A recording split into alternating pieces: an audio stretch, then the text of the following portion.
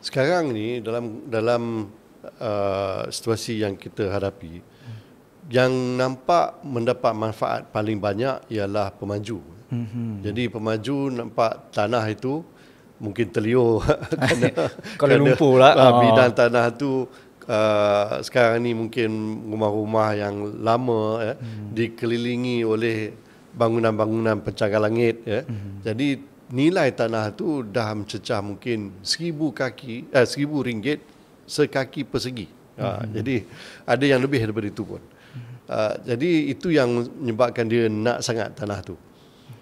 Tapi saya kira dalam keadaan macam ini, yang perlu diberi keutamaan ialah kepentingan penduduk asal.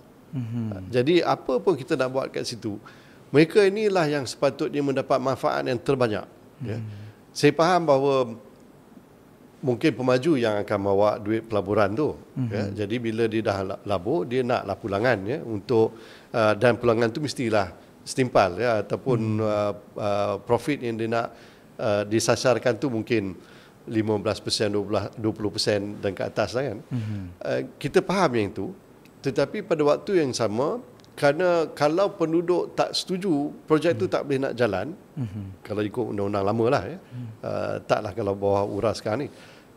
Oleh kerana itu, penduduk asal ini mesti mendapat manfaat yang berlipat ganda.